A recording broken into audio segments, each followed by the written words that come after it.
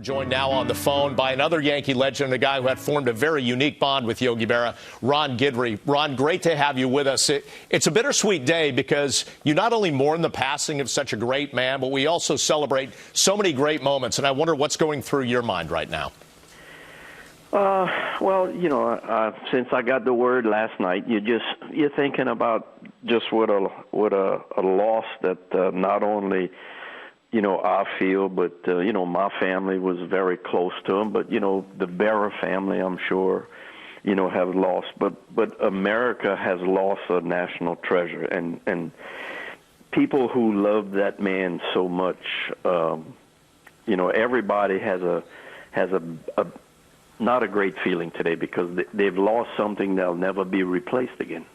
Ron, for those of us who covered spring training in Tampa, we know that you and Yogi, most of the time, were inseparable. In fact, there was a great book written by Harvey Arrington called Driving Mr. Yogi. I wondered if you could share with us, what was it like to drive Yogi? What were some of those moments that stand out for you in your memories? Well, you know, it's hard to explain how, you know, that our friendship developed way back in the 70s when he was a coach with us. He was Billy Martin's bench coach. And, you know, as a young kid growing up and trying to make a name for himself, my locker was right next to his. I locked right next to Yogi, and then on the right side of Yogi was Elston Howard. So you have these two great catchers. And I've always said, you know, my career, it was something that I enjoyed going through. I thought I had a good career. I did as good a job as I could have. But to be able to do something and go through what I went through those first few years, you have to have some good friends on that ball club. You have to have good players. You have to have good coaching.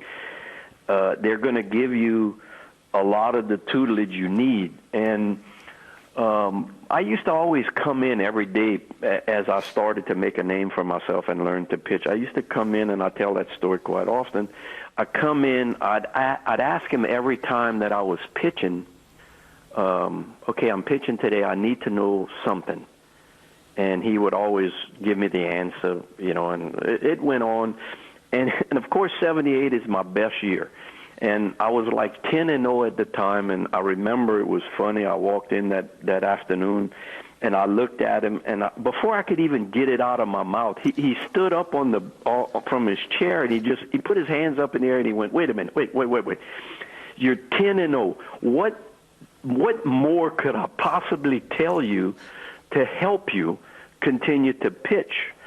You know, and what he was trying to tell me was, look, you have everything you need to learn how to be a good pitcher. All you need is to be that guy. Go out every 5 days and be who you are, okay? Now, ironically, that day that I'm talking about was June the 17th.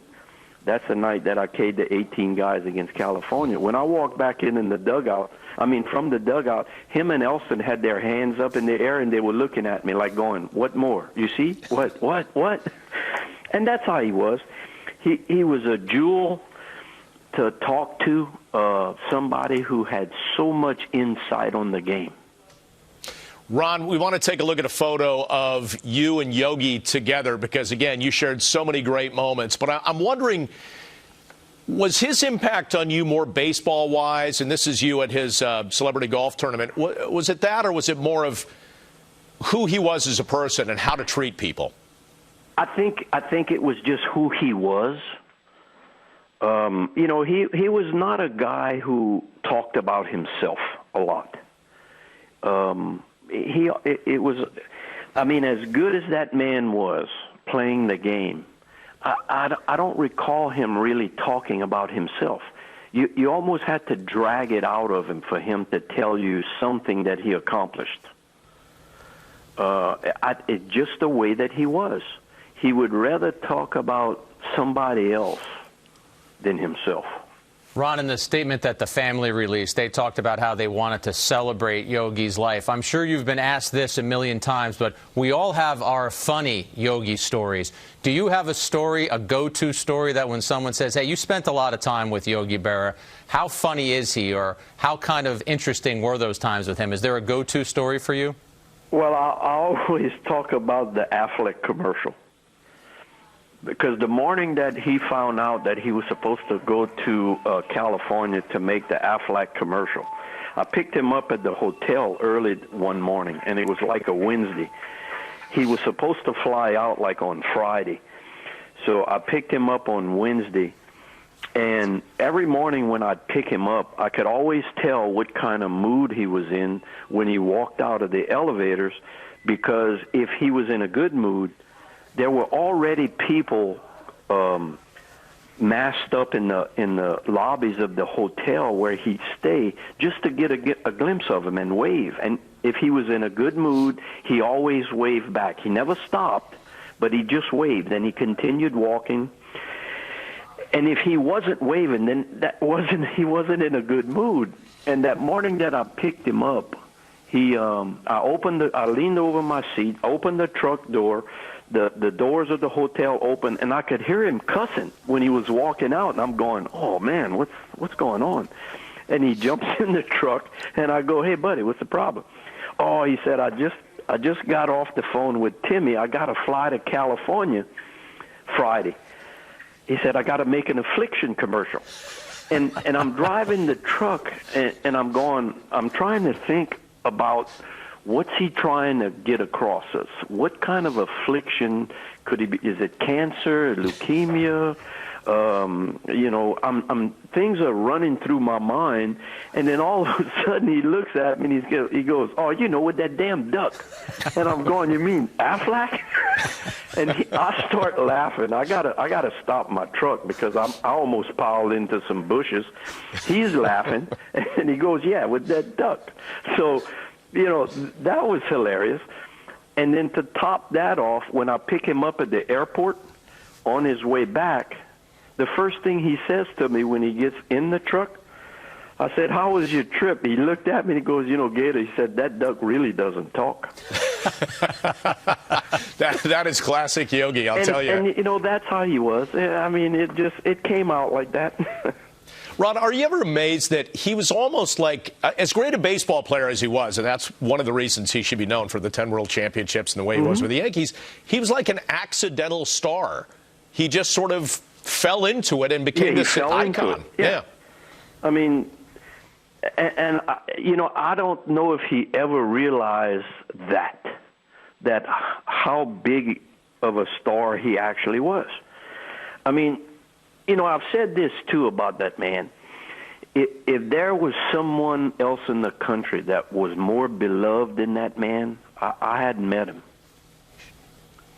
Because everywhere we went, there were people they'd drop everything just to say hello and wave at him. Ron, you know why I think he didn't realize it was because of what you said, the humble nature. He grew up in that World War II generation, and it was more about the team, the family, etc., than it was about him. I think that's how he was. There were more important things than the things that I got.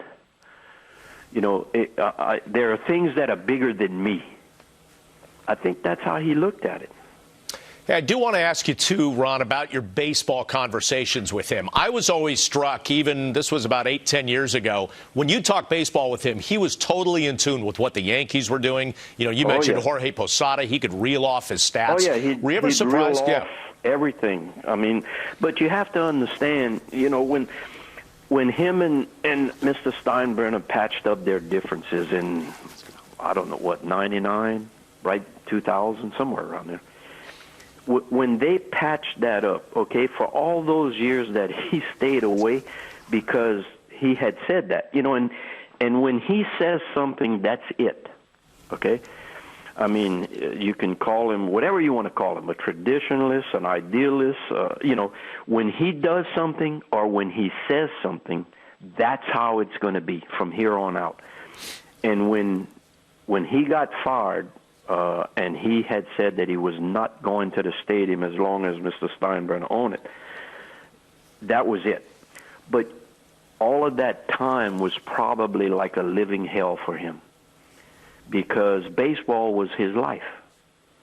And spring training was one of the things that he looked forward to, especially when he was out of the game. there's nothing. You can go to all the games you want. There's nothing like putting on that uniform every day for an extended period of time and walking out with those players on the field and being a part of what's going on at that time. And for him, he lived for that, because every time that he'd go home after it was over, spring training, I would get a call within about a month later when I was home. Okay, when are we going to go next year? Well, dude, it's March. We don't start until next February, you know. But that's how he was. That was a part of his life, and he looked forward to coming to spring training. And you know, you couldn't take it away from him. Ron, you referenced that 14-year absence and how he did return in 1999, and I'm sure he did miss the Yankees and miss baseball so much. How did he exhibit how thrilled and how happy he was to be back in that culture and back in that Yankee family? Well, I saw a film clip today, and you know, when he left, he said and I know the story, that he said that as long as Mr. Steinbrenner had owned the team, he was not going back to the stadium.